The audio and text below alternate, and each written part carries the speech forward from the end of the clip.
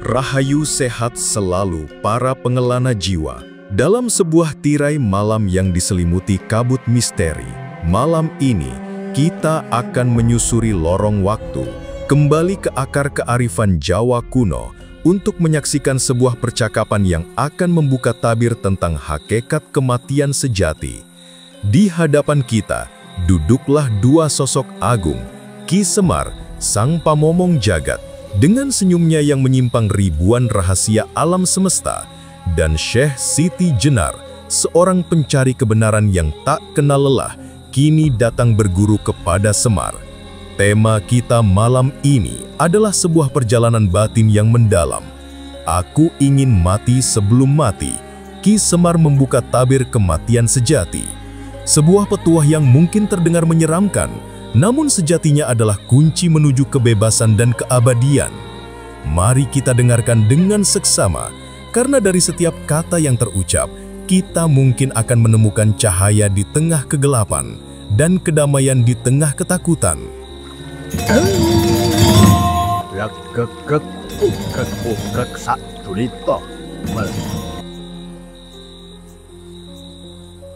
Ki Semar, hamba datang menghadap Paduka dengan sebuah kegelisahan yang tak kunjung usai.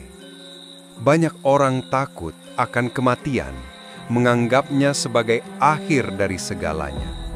Namun, hamba mendengar petuah kuno yang mengatakan, "Mati pi sajroning urip." Matilah sebelum kamu mati. Apakah ini berarti ada kematian yang lebih dalam dari sekedar berpisahnya raga dan jiwa? Apakah ada rahasia di balik tabir kematian sejati itu, Ki? Oh, angger Kanjeng Syekh Siti Jenar. Pertanyaanmu ini ibaratnya langsung menusuk jantung jagat. Memang benar, kematian yang ditakuti banyak orang itu hanyalah kematian raga, Kanjeng. Kematian yang sesungguhnya, kematian sejati adalah kematian nafsu, kematian ego, kematian segala keterikatan duniawi. Ibaratnya, Kanjeng, kita ini kan seperti wayang. Kalau wayangnya sudah tidak terikat benang, tidak terikat dalang, dia bisa bergerak bebas, bukan? Nah, begitu juga dengan kita. Kalau kita sudah bisa melepaskan diri dari benang-benang nafsu dan ego, kita akan menemukan kebebasan sejati, Kanjeng. Itu yang namanya mati sebelum mati. Mati dari hal-hal yang membelenggu hidup. Jadi, kematian sejati itu adalah sebuah proses pelepasan, Ki. Melepaskan diri dari segala yang fana, agar kita bisa menyatu dengan yang abadi. Tepat sekali, Nger. Ibaratnya, kita ini kan seperti kepompong. Kalau mau jadi kupu-kupu yang indah, ya harus mati dulu jadi kepompong. Harus rela melepaskan cangkang yang membelenggu. Begitu juga dengan kita. Kalau mau mencapai kesempurnaan, ya harus rela melepaskan segala yang membusuk dalam diri. Melepaskan kesombongan, melepaskan kemarahan, melepaskan keserakahan. Itu semua kan cuma sampah, Kanjeng. Kalau tidak dibuang, ya bikin bau, bikin sakit. Nah, kalau sudah bersih, barulah kita bisa merasakan nikmatnya hidup yang sejati. Hidup yang tidak terbebani oleh apa-apa. Namun, Ki, melepaskan itu tidak mudah. Nafsu dan ego begitu kuat mencengkram. Terkadang kita tahu itu salah, tapi sulit sekali untuk melepaskannya. Bagaimana cara kita memulai proses pelepasan ini? Memang tidak mudah, Nger. Kalau mudah, semua orang sudah jadi wali. Kuncinya itu di eling dan waspada. Eling itu ingat. Ingat kalau semua ini cuma titipan. Ingat kalau kita ini cuma mampir ngombe. Waspada itu hati-hati. Hati-hati sama bisikan nafsu. Hati-hati sama godaan dunia. Contohnya Kanjeng, kalau lagi pengen marah, ya eling. Eling kalau marah itu cuma bikin hati panas, bikin muka jelek. Terus waspada, jangan sampai marah itu keluar jadi kata-kata kasar atau tindakan yang menyakiti. Mendingan tarik napas dalam-dalam, terus senyum. Itu sudah bagian dari mati sebelum mati, Kanjeng. Mati dari kemarahan. Sebuah latihan yang sederhana namun mendalam. Jadi setiap momen dalam hidup bisa menjadi kesempatan untuk berlatih mati sebelum mati. Betul sekali, Nger. Bahkan saat kita makan, saat kita tidur, saat kita bekerja, kalau kita makan dengan kesadaran penuh, mensyukuri setiap suapan, itu sudah bagian dari mati dari keserakahan. Kalau kita tidur dengan hati yang tenang, melepaskan segala beban pikiran, itu sudah bagian dari mati dari kekhawatiran. Kalau kita bekerja dengan ikhlas, tanpa mengharapkan pujian atau balasan, itu sudah bagian dari mati dari kesombongan. Jadi kematian sejati itu bukan soal mati raga, Kanjeng, tapi soal mati rasa, mati nafsu, mati ego. Dan itu bisa kita lakukan setiap saat, setiap detik, setiap napas. Ki Semar, jika kematian sejati adalah pelepasan nafsu dan ego, lantas bagaimana kita bisa mencapai kondisi itu? Bagaimana kita bisa melebur dalam keabadian, merasakan manunggaling kauno Gusti, tanpa harus menunggu kematian fisik? Nah, ini dia inti dari semua wejangan, Kanjeng. Melebur dalam keabadian itu bukan berarti kita jadi Tuhan atau Tuhan jadi kita, bukan begitu. Itu lebih ke arah menyatunya kesadaran kita dengan kesadaran ilahi. Ibaratnya, Kanjeng, kita ini kan seperti setetes embun di pagi hari. Kalau embun itu menyadari bahwa dia bagian dari samudra yang luas, dia tidak akan merasa kecil, tidak akan merasa sendiri. Dia akan merasa besar, kuat, dan abadi. Nah, begitu juga dengan kita. Kalau kita menyadari bahwa kita ini bagian dari ciptaan Gusti, dan Gusti itu selalu ada di setiap napas kita, di setiap langkah kita, maka kita akan merasa lebih dekat dengannya. Itu yang namanya manunggaling kawula Gusti versi Semar, Kanjeng. Versi yang gampang dicerna, tidak bikin pusing. Penjelasan yang sangat mencerahkan, Ki. Jadi, ini tentang kesadaran akan kehadiran ilahi dalam setiap aspek kehidupan. Lalu, bagaimana kita bisa mempraktikkan kesadaran ini di tengah hiruk-pikuk dunia yang penuh distraksi? Kuncine iku dirasa, Nger. Rasa itu kan tidak bisa dibohongi. Kalau hati kita sudah bersih, sudah tenang, otomatis rasa kita akan lebih peka. Kita bisa merasakan kehadiran Gusti di mana-mana. Di setiap hembusan angin, di setiap tetesan hujan, di setiap senyuman anak kecil. Itu semua kan manifestasi Gusti, Kanjeng. Jadi tidak perlu mencari jauh-jauh. Cukup buka hati, buka mata batin. Dan jangan lupa Kanjeng, urip iku urup. Hidup itu harus menghidupi. Kalau kita sudah merasakan kehadiran Gusti, otomatis kita akan tergerak untuk berbuat baik, untuk bermanfaat bagi sesama. Itu kan juga bagian dari ibadah, bagian dari pengabdian. Urip iku urup, hidup yang bermanfaat. Jadi mati sebelum mati bukan berarti pasif atau menarik diri dari dunia, melainkan justru lebih aktif dalam kebaikan. Betul sekali, Ngel. Ibarate wono, kalau kita sudah mati dari nafsu duniawi, kita jadi lebih ringan, lebih bebas. Kita bisa bergerak lebih lincah, lebih cepat. Kita bisa berbuat lebih banyak kebaikan tanpa terbebani oleh pamrih atau harapan.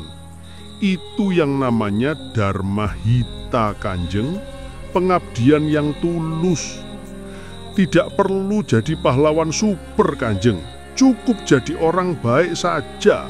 Bantu tetangga yang kesusahan, senyum sama orang yang lewat, tidak nyampah sembarangan.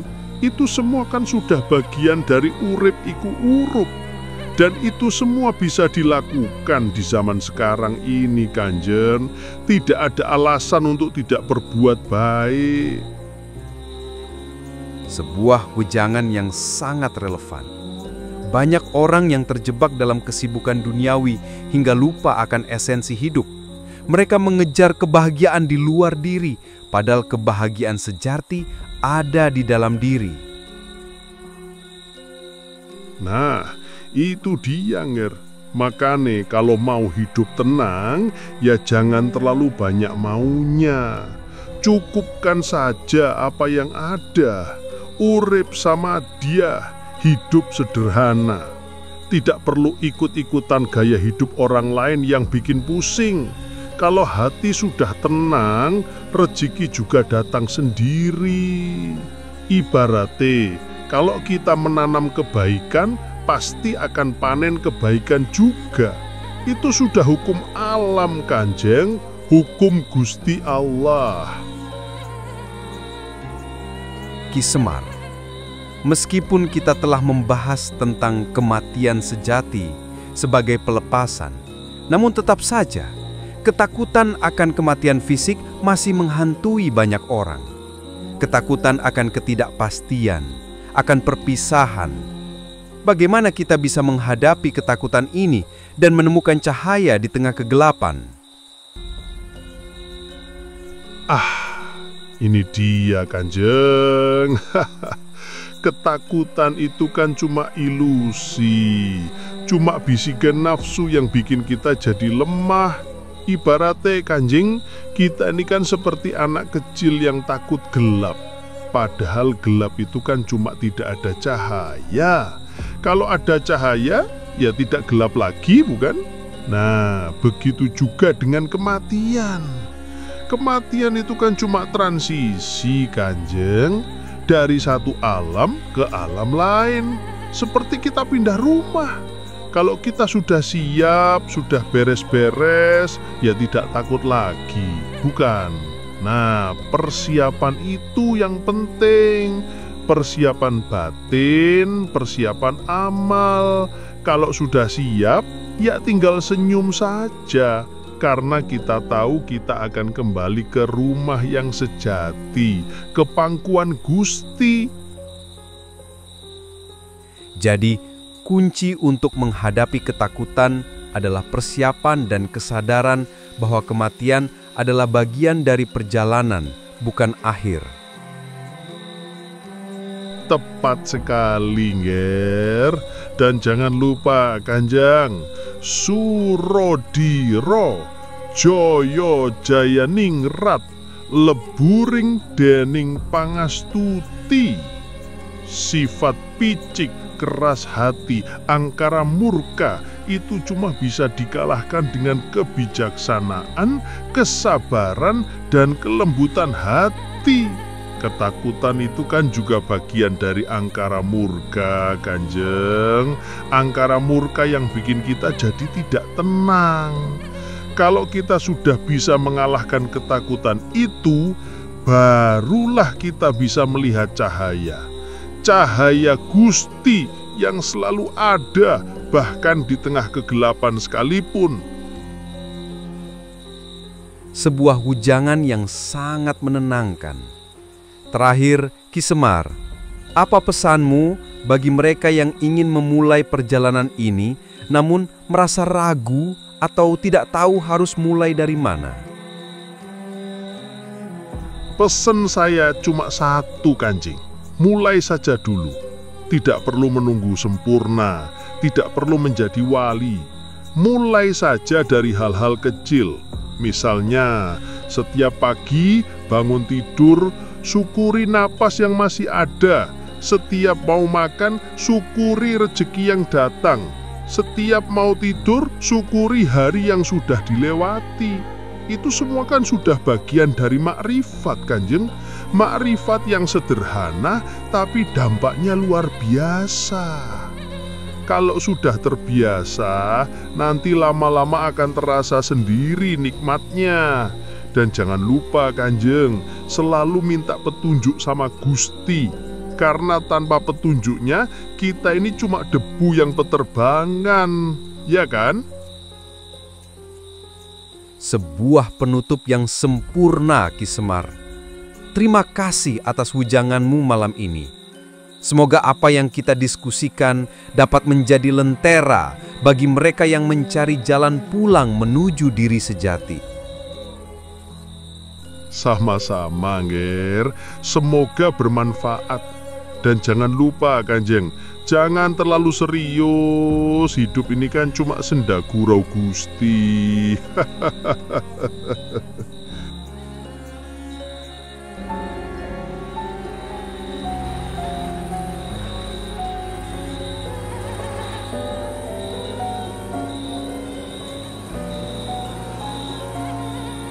Sopo sejatining ingsun,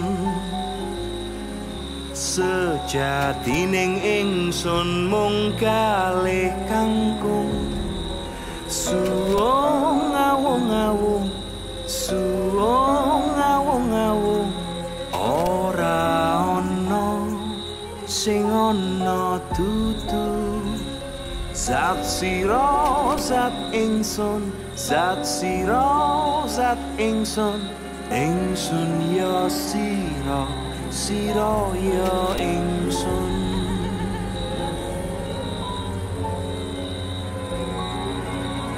Laku lelono iki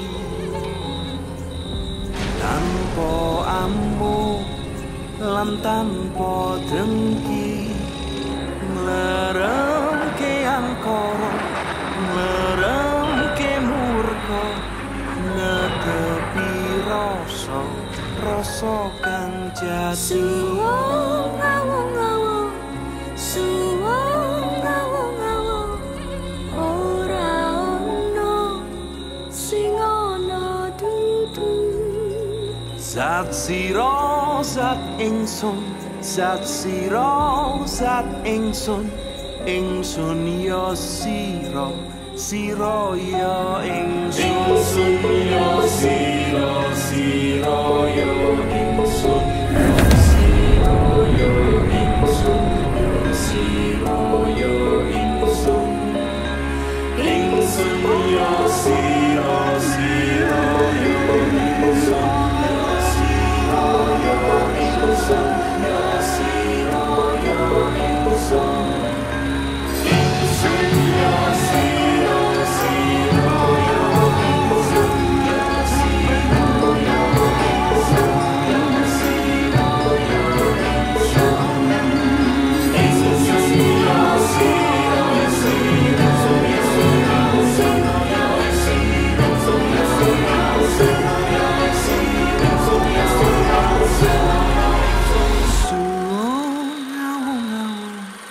suwung ngawung-ngawung, ora ana sing ana sira dudu zat sira zat ingsun zat sira zat ingsun yo sira